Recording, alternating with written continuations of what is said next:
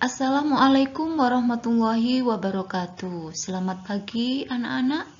Semoga kita semuanya dalam keadaan sehat walafiat dan tetap dalam lindungan Allah Subhanahu wa taala. Pada pagi hari ini kita akan belajar tentang tema 1, subtema 2, pembelajaran 4 tentang ketampakan alam dan ketampakan buatan. Apa itu ketampakan alam?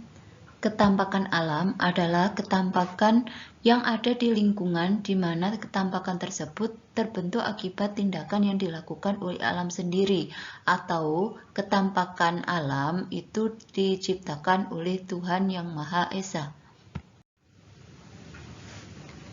Ketampakan alam pada bentang alam Indonesia merupakan salah satu yang terlengkap di dunia. Contoh ketampakan alam yang ada di Indonesia yaitu laut, pantai, dataran rendah, lembah, padang rumput, sungai, danau, bukit, pegunungan, dan gunung.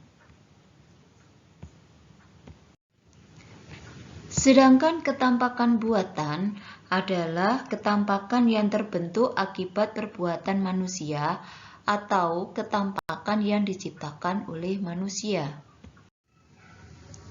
Ketampakan buatan contohnya antara lain yaitu waduk, kebun binatang, pelabuhan, bandara, kawasan industri, dan pemukiman penduduk. Alam Indonesia dikenal sangat indah dan kaya akan berbagai sumber daya alam. Tidak heran jika banyak wisatawan dari berbagai negara tertarik datang ke Indonesia. Kegiatan pariwisata ini pun berkembang di sejumlah wilayah seperti Bali, Yogyakarta, Lombok, dan Raja Ampat, sehingga mendatangkan keuntungan ekonomi yang tidak sedikit. Tuhan telah menganugerahi negara ini berupa hutan, sungai, danau, gunung, pegunungan, lembah, dan padang rumput yang sangat mempesona. Ingatlah, keindahan dan kekayaan ini tidak semua negara memilikinya. Bentang alam di Indonesia sangat bervariasi. Masing-masing wilayah memiliki karakteristik masing-masing yang membedakan dengan wilayah lain di Indonesia. Ayo, kenali negerimu lebih dekat lagi ya. Kali ini kita akan mempelajari bentang alam Pulau Kalimantan secara umum. Di Pulau Kalimantan memiliki pulau-pulau kecil seperti Pulau Labuan, Pulau Maya, Pulau Bunyu, Tarakan, Damar, Nunukan, dan lain-lain. Sementara itu di Pulau Kalimantan juga ada pegunungan seperti Pegunungan Schweiner, Muller, Meratus, dan Madi. Gunung yang tertinggi di Pulau Kalimantan adalah Pegunungan Bukit Raya dengan ketinggian 2218 meter. Kemudian ada Tanjung dan Teluk, yaitu Tanjung Sampan Mangyu, Tanjung Datuk, Teluk Brunei, Teluk Balikpapan, dan lain-lain. Sementara itu, sungai-sungai juga tersebar di Pulau Kalimantan. Sungai terpanjang di Indonesia, yaitu Sungai Kapuas, juga berada di pulau ini. Selain Sungai Kapuas, tersebar pula sungai lain seperti Sungai Batang, Sungai Lupar, Sungai Trusan, Sungai Padas, dan lain-lain. Selain bentang alam, di Indonesia juga memiliki iklim. Apa itu iklim? Iklim adalah keadaan rata-rata cuaca pada suatu wilayah dalam jangka waktu yang relatif lama. Sedangkan cuaca adalah keadaan suhu udara, tekanan udara, curah hujan, angin, dan sinar matahari pada waktu pendek dan tempat tertentu. Di Indonesia memiliki iklim tropis yang merupakan iklim yang dimiliki negara atau wilayah yang berada di sekitar garis khatulistiwa. Ciri iklim tropis adalah suhu udara yang tertinggi sepanjang tahun dengan rata-rata tidak kurang dari 18 derajat Celcius, yaitu sekitar 27 derajat Celcius. Di daerah tropis tidak ada perbedaan yang jauh antara suhu pada musim hujan dengan suhu pada musim kemarau. Ciri iklim tropis lainnya adalah lamanya siang dan malam hampir sama, yaitu 12 jam. Iklim di Indonesia secara umum terbagi menjadi 3 iklim. Yang pertama yaitu iklim musim atau iklim muson. Terjadinya iklim ini karena pengaruh angin muson yang bertiup di Indonesia dan berganti arah setiap setengah tahun sekali. Angin muson terdiri atas angin muson barat daya dan angin muson timur laut. Akibat angin muson inilah Indonesia merasakan 2 musim, yakni musim penghujan dan musim kemarau. Iklim musim dan iklim muson terbagi menjadi 2, yaitu angin muson barat daya, yaitu angin yang berembus dari barat daya atau benua Asia yang terjadi pada bulan Oktober sampai April. Kemudian yang kedua yaitu angin muson timur laut, yaitu angin yang berembus dari timur laut yang membawa partikel gurun. Sedangkan iklim yang kedua yaitu iklim tropis atau iklim panas. Iklim tropika dipengaruhi oleh letak astronomis Indonesia. Indonesia yang wilayahnya berada di garis khatulistiwa menjadikan negara ini memiliki iklim tropis atau iklim panas. Sedangkan yang ketiga yaitu iklim laut. Indonesia memiliki iklim laut karena sebagian besar wilayahnya berupa lautan. Iklim laut merupakan iklim yang banyak mendatangkan hujan, yang sifatnya lembab, sehingga Indonesia akan mengalami musim hujan yang berkepanjangan. Iklim laut dapat meliputi daerah iklim tropis, subtropis, dan iklim sedang. Selain bentang alam dan iklim, Indonesia juga memiliki keragaman flora dan fauna. Indonesia memiliki keragaman flora dan fauna atau keanekaragaman hayati yang sangat besar. Bahkan, keanekaragaman hayati Indonesia termasuk 3 besar di dunia bersama-sama dengan Brazil di Amerika Selatan dan Zaire di Afrika. Adapun persebaran tumbuhan atau flora di Indonesia seperti tabel berikut, yaitu di Sumatera ada tumbuhan meranti, pinus, merkusi, beringin, damar, rafflesia, bunga bangkai, dan anggrek. Sedangkan di Jawa ada tumbuhan rasa mala, cemara, akasia, pinus, bambu, jati, kayu, kina, dan asam. Di Nusa Tenggara ada akasia, cendana, kayu putih, kemiri, talang kebang. Di Bali ada pala, kayu, cempaka, dan cemara. Di Kalimantan ada kayu kamper, rotan, bambu, dan samin. Sulawesi ada pinus, rotan, jati, anggrek putih, dan damar. Di Maluku ada kayu putih, sagu, dan anggrek.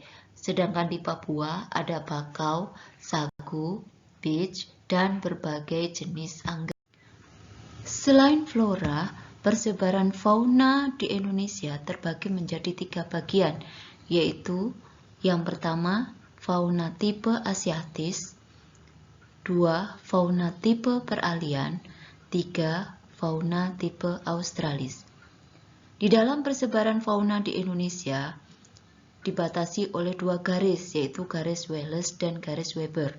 Garis Wallace itu memisahkan jenis fauna asiatis dengan fauna peralian, sedangkan garis Weber itu memisahkan antara jenis fauna peralian dan fauna tipe australis. Keanekaragaman flora dan fauna Indonesia tentunya perlu kita syukuri dengan menjaga dan melestarikannya.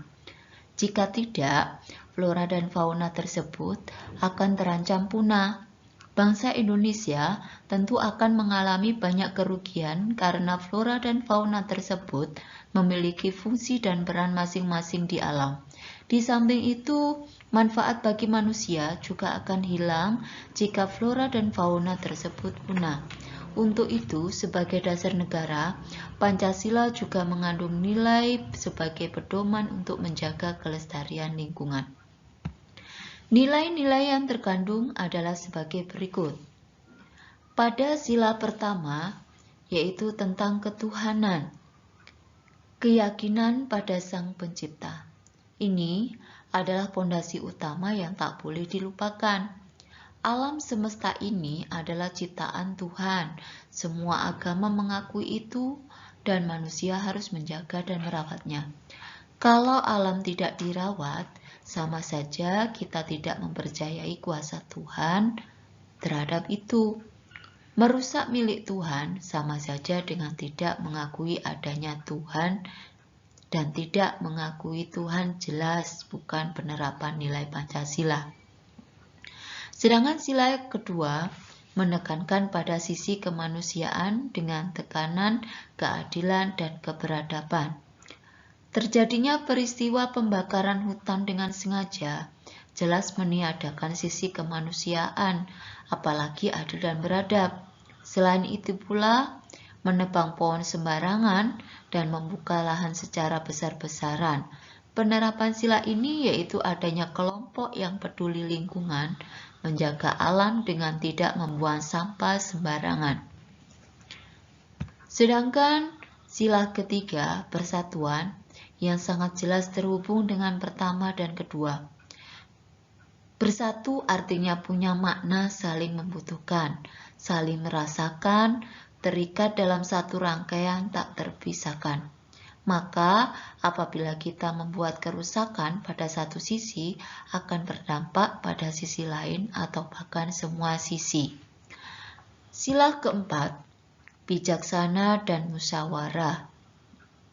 Untuk mufakat adalah poin penting untuk mengatakan bahwa seluruh tumpah darah Indonesia harus diperlakukan sebaik-baiknya, secara bijaksana untuk kemakmuran dengan semangat kebersamaan.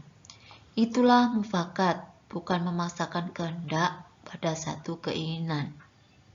Sedangkan sila kelima, keadilan sosial dan kemakmuran. Ini betul-betul dasar yang mengatakan bahwa semua rakyat Indonesia punya hak yang sama untuk kemakmuran. Kesehatan, kenyamanan, kebahagiaan, ketentraman adalah milik seluruh makhluk, apalagi manusia. Oleh karena itulah kita harus mengembangkan sikap dan perilaku yang baik yang sesuai dengan nilai-nilai luhur yang terkandung dalam sila-sila Pancasila.